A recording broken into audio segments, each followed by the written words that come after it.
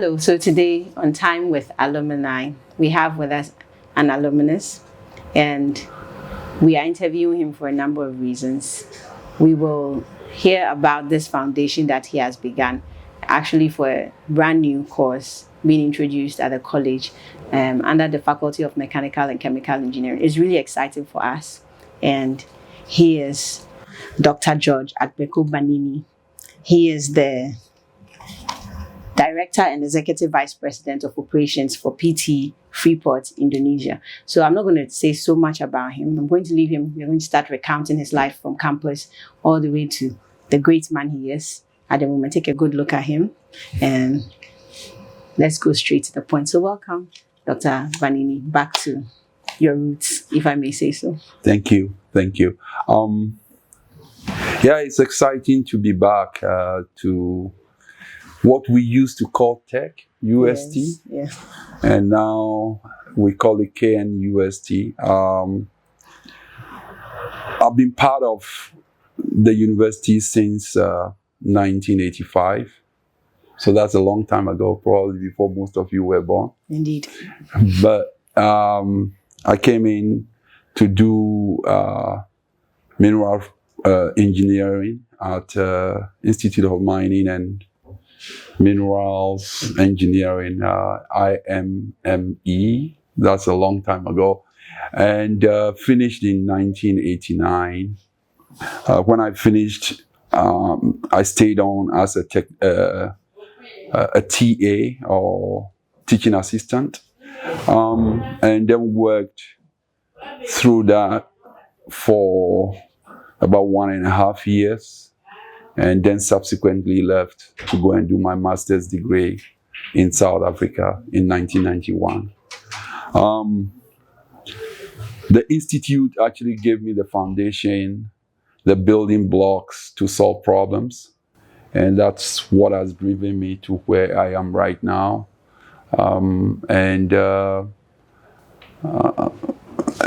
We had very, very good and strong professors at the time, and that drove us to excellence. And I'm glad at the time it felt like pain, but now you look back on it, you realize that some of those things are required to be able to achieve the gains that we've done so far in life. So I'm so grateful to them for the support that they gave to us. It's been good to be back. Great. Doc, when you say they gave you the foundation, what exactly do you mean, if you can recount some of the things? Okay, so I mean, mineral processing as a whole, it's an engineering aspect, right? So one of the things is that an engineering is basically your ability to think outside the box and also figure out things and then solve problems. The Institute from the get-go has had a very strong, we had collaboration within the engineering faculty. And so that basic building blocks have been developed as a result of that. And then there is a significant level of exposure also within the outside industry so that we can actually gain understanding of what is going on.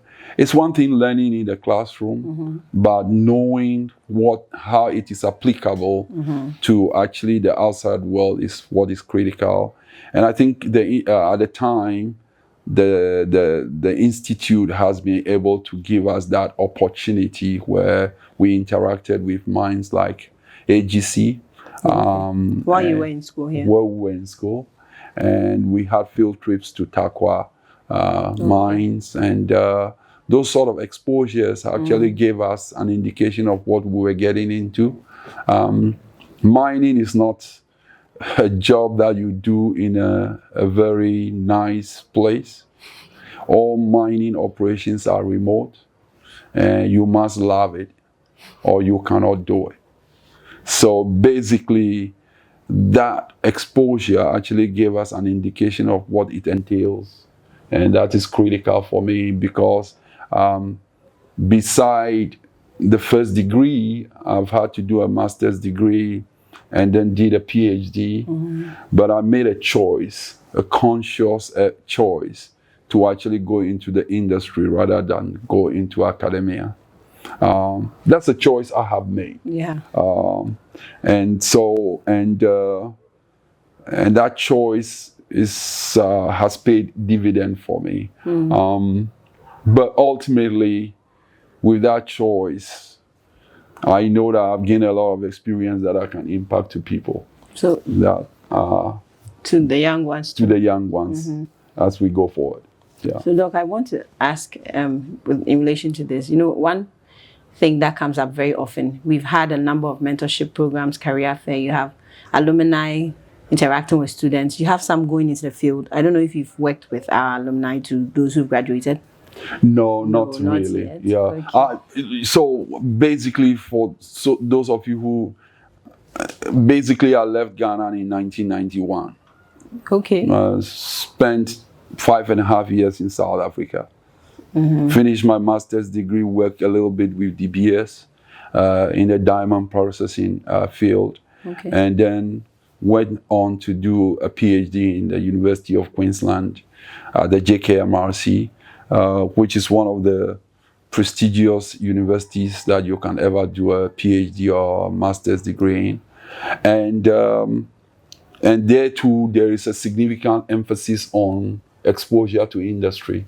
You are not only doing a PhD within the academic environment, but what you do your PhD on has connotation towards industry. So it's 1991 until now, so probably about 34 years ago. Wow. That's how I've been out of the country. I know that a few of my colleagues are in very responsible positions in Ghana, but I must admit that in between, You haven't had that interaction. I've had a few interactions like Dr. Daniel O'Bain, who is also in Australia, and a few others. But not actual work. Exactly. I've not worked with them. But in my current role of what I do, I've got a few Ghanaians that work with me as well. So you can say that we are putting Ghana on the map on the mineral processing field. But I actually wanted to find out, because you said you had this exposure to industry, and in your speaking, you also spoke about the fact that being there, because you said working the mine isn't easy and you have to love what you do. And I'm guessing that working there, having the opportunity to work with industry helped you make up your mind, I do want to do this. So we've had, like I was saying, a number of people say, oh, your students are really good, but they are timid. They are really good, but when it comes to expert knowledge, hands-on, practical knowledge, and that is where what you said comes into play. You had that background when you were here. Numbers today makes it a bit more difficult to give the students that kind of exposure, because you were able to go to 2 or more. No, we go to at least Takwa, and we also went to Konongo. I think we went to Dunkwa also, because that Dunkwa Goldfields was at the time an alluvial mining operation where they had a dredge that was doing some alluvial mining. Konongo at the time, they reactivated it, and then they were doing processing over there. And then we went to Takwa, and then went to Obuasi. So there has been a number so you had a number of exposures that we've gained. And I think the industry as it is right now has a lot more opportunity associated with it in Ghana right now, because those days we didn't have a half of. Okay, but our numbers are still significantly much more. You were fewer. Yes. So you had the opportunity to have one-on-one chats with the people when you go and have much more of a feel of what the real thing. They will go in groups as it is right now. So the question I want to pose is, it is definitely, isn't it, to you, very important that students take these field trips and the rest really serious, because like you said, that was a deciding factor for you, so that they can determine if, first of all, this is the way I want to go. And then apart from that too, I'd like to ask you, in all honesty, though we've given you the foundation, how much similar is what it is you studied in class to what it is that you apply over there? It is applicable. Everything you study in class is completely applicable. However, you got to have the energy to be able to actually determine correlations within what you study and what you are seeing, and make deductions out of those correlations. And are you taught this? That's a great question. I don't think you are taught in a classroom to do that. It's all you've got to. It's something that you have to actually derive with time. And out of probably out of every 100 people, there is going to be a very few people that may be George Banini.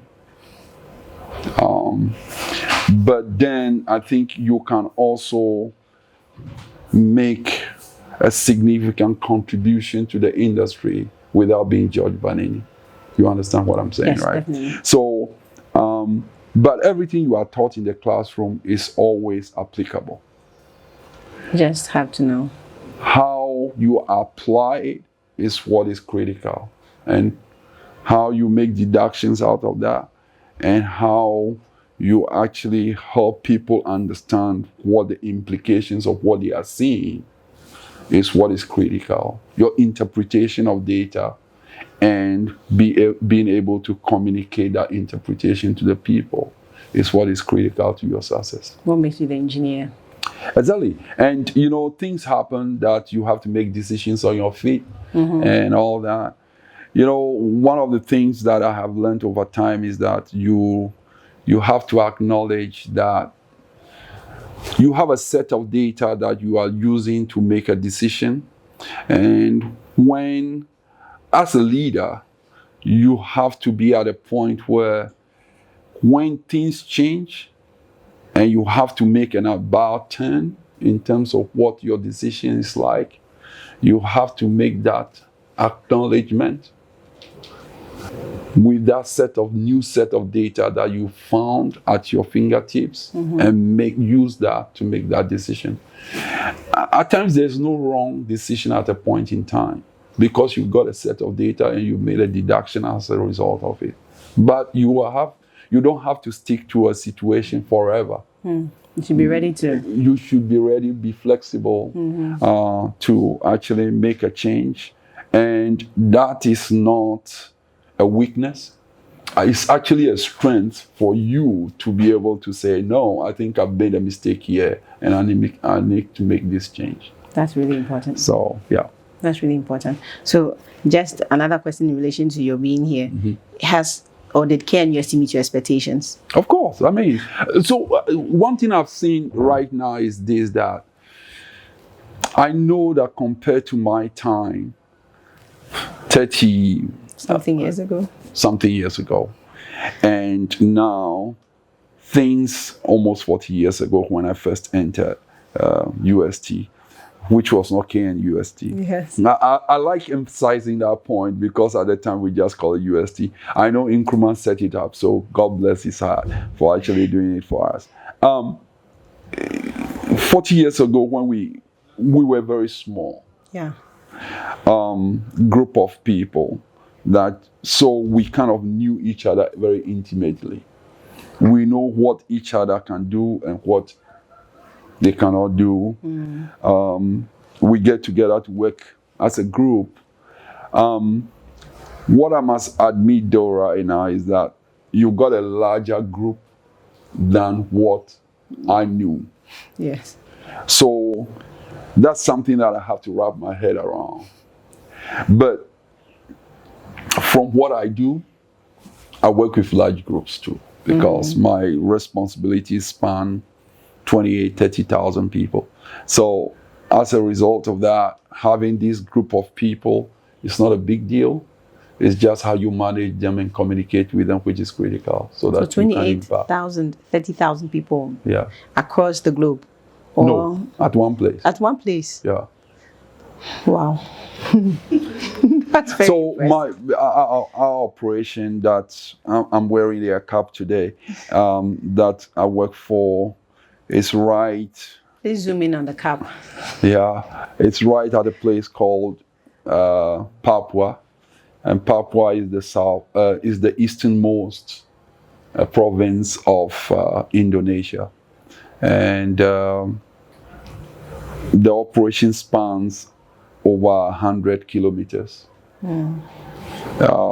We have operations in several locations along the corridor of the 100 kilometers. And it's a very complex operation. It's a mining operations which is well integrated in terms of, I actually call it a logistic operation which has mining as part of it, because the logistic portion is very significant, but the mining is our core business. We generate our own electricity. Okay. We consume our own electricity, and we have our environmental responsibilities that we keep, and we have that corridor to actually manage as we go. So it's very vast. Yeah. And so you have a collection of people that work with you, that you got to, we work as a team. I'm the figurehead, but there are people, my colleagues, that work with me. I got a great colleague that is my counterpart. When I'm not there, he's there. He and I can't leave the place at the same time, and that's One how has it to works. be there. Yeah. So, with that, you learn a whole lot of things. We've been there for 21 years, which is a great thing. I was going to ask how long you've been there. Yeah, it's in fact 31st of August will be 21 years, and it's a fun place. Every day is not the same. The challenges are different every day.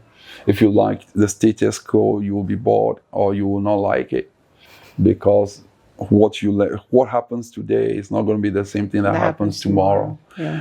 One thing that is constant is that it rains every day. That's the only constancy. The rest is varies. Very dynamic, very complicated place. And you can't focus on one thing at the same time. You have to learn to focus on multiple things as you do your work. And that level of thought pattern is only given to you through KNUST, right? Because that's the formative year of your life. You tend to learn to do this, do that, and define what is priority for you.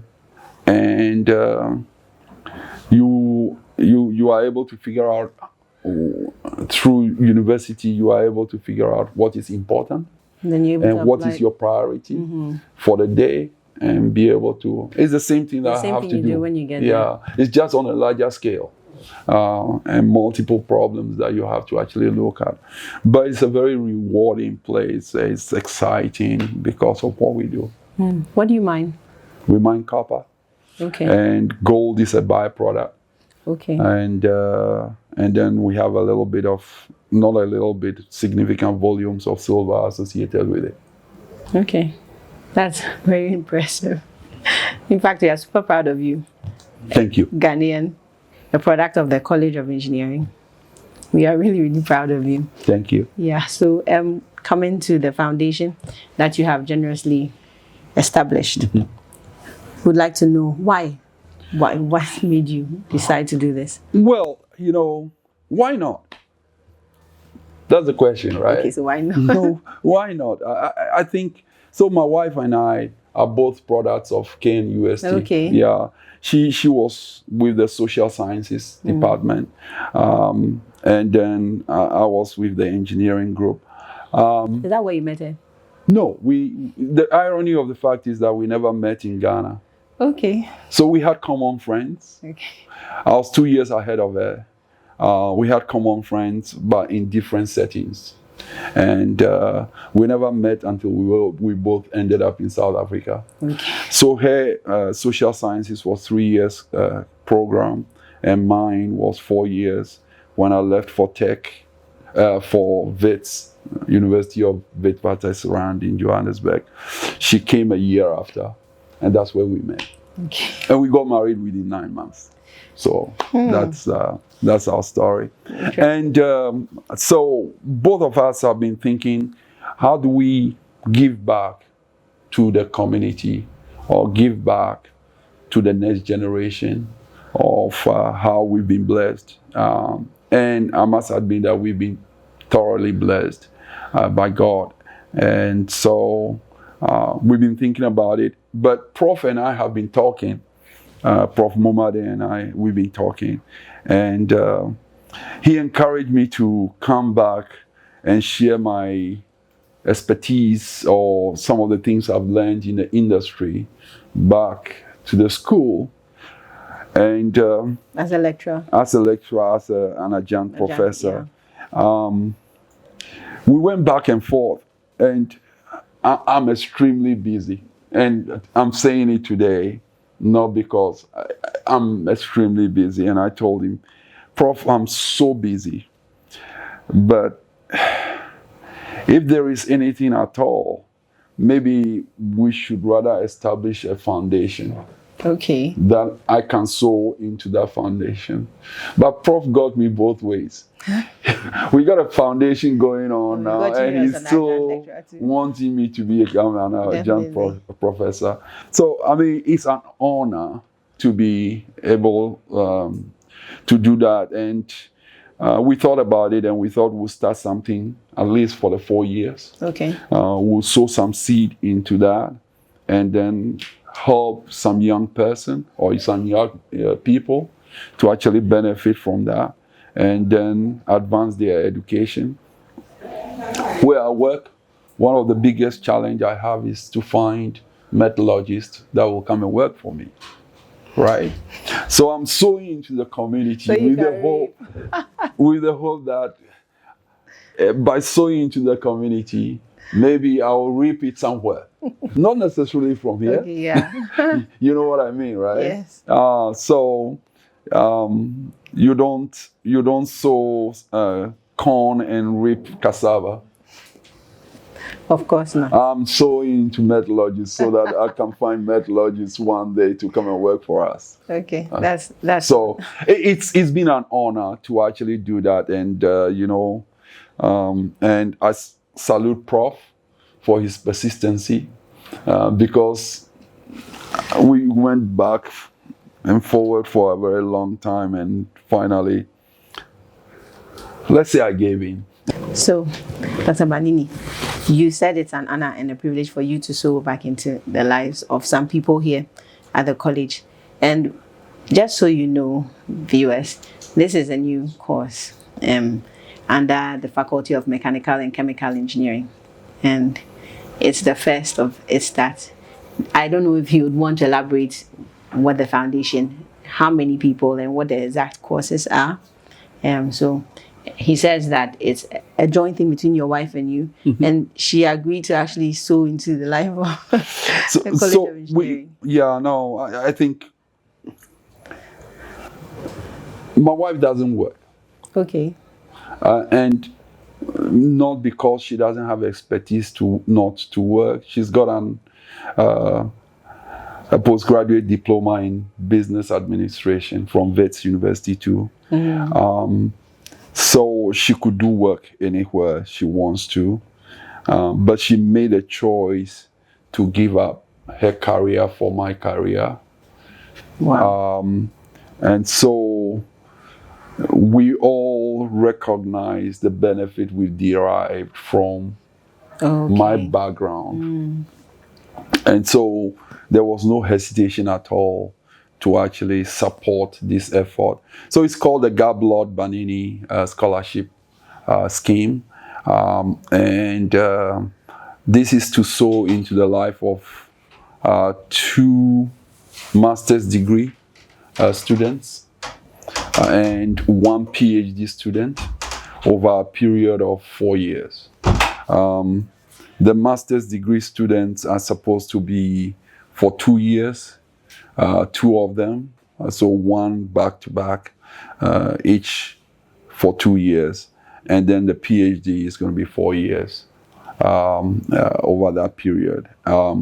We are dedicating a certain amount of money, and I don't need to mention the figure, in that scheme that will cover a portion of tuition and stipend for the student.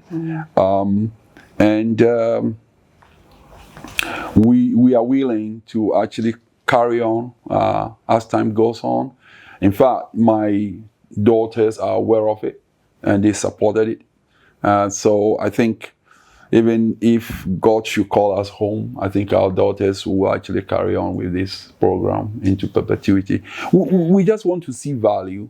We just want to ensure that somebody who is in need but has the dedication and the willingness to study further has the opportunity to do that.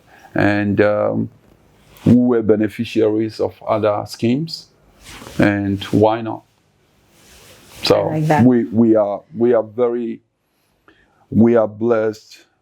We are all blessed to be a blessing, and so that's what we are about. Thank you so much, Doc, and your family. Thank you. Yeah, he says, why not? That's his question. Why not be a blessing back to? Yeah. Yes, the College of Engineering. The College of Engineering is utterly grateful, and the whole university. I'm sure if our Vice Chancellor could speak with you, she'll tell you the same thing. They always keep saying it. There are many. I mean, that's the greatest part. We need help with postgraduate education, because undergraduate education is highly subsidized. But postgraduate education is very difficult for a lot of people. And you providing this makes sure that at least some of the cream of our people stay within our shores and are not taken outside. I think going outside is not a bad thing. Let me say that, because I've lived outside for most of my life. So long as you sow back into the community that you came from and you recognize your roots, that's fantastic. So, I want to use this opportunity to encourage all the rest of the people who probably have the capacity, like me, to do exactly what we are doing right now. There is nothing too small. Please just sow back into the community, because, that's the way we get blessed all the time. So it will never go to waste, and you'll receive your blessing. Thank you. Thank you so much. Glad to be part of this whole thing. I'm grateful. No, thank you. Yeah. Thank you so much. Yeah. Thank you for reaching out to me. Yeah.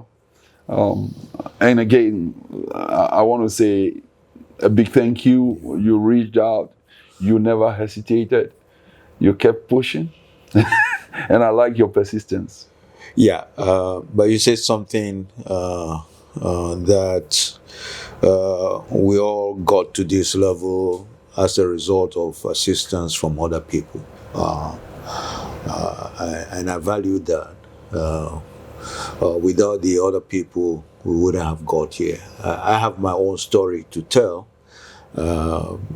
It's been like that all along, so yes, we can give back to the community in various ways, in different ways. I may do it this way, you will do it that way, and so on. But it all builds up into giving back to the community. So I'm grateful about that.